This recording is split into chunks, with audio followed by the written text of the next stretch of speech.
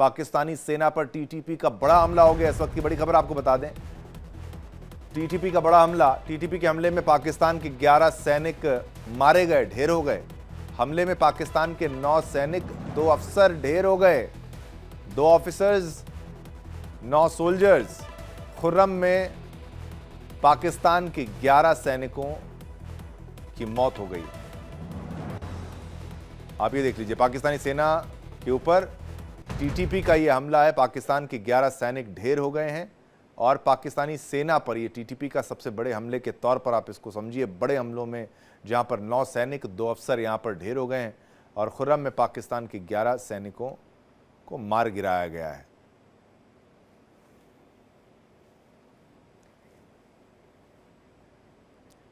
तो बहुत बड़ी खबर आपके टेलीविजन स्क्रीन पर।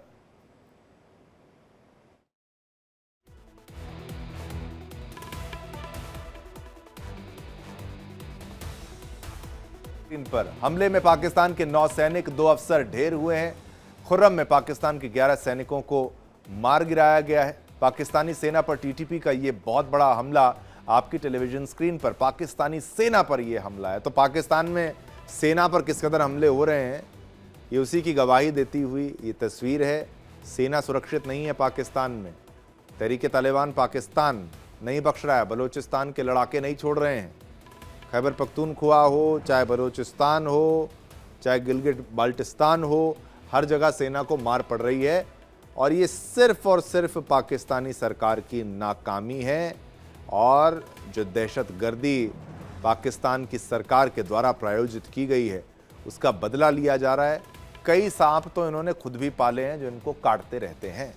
अब इसी पर और जानकारी देने के लिए चलते हैं अपने सहयोगी रमन सैनी के पास। रमन, एक और हमला, टीटीपी का हमला, 11 पाकिस्तान की सेना के 9 सैनिक और 2 अफसर ढेर हो चुके हैं, क्या जानकारी?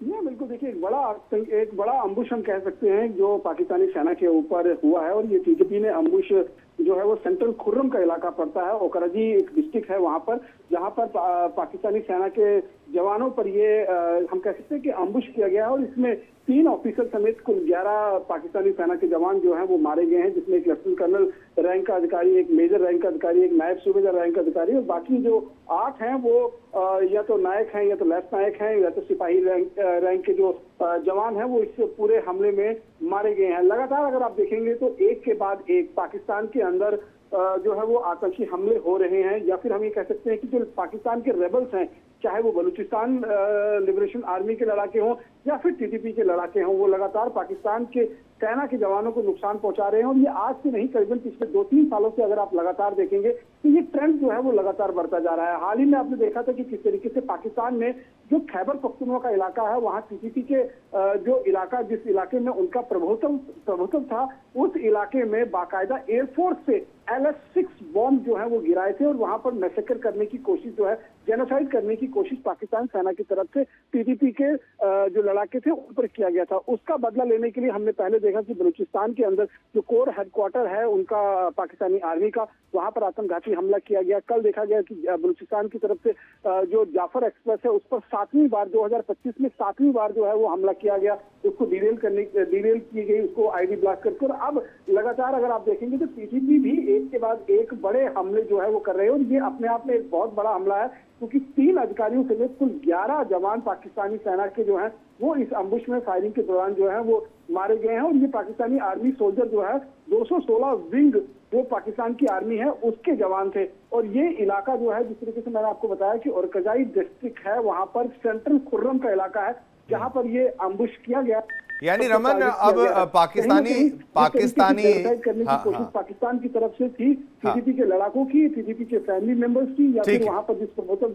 हाँ रमन, ये पाकिस्तानी सेना के लिए क्या अपने देश में ऑपरेट करना अब कई स्थानों पर बहुत मुश्किल हो चुका है?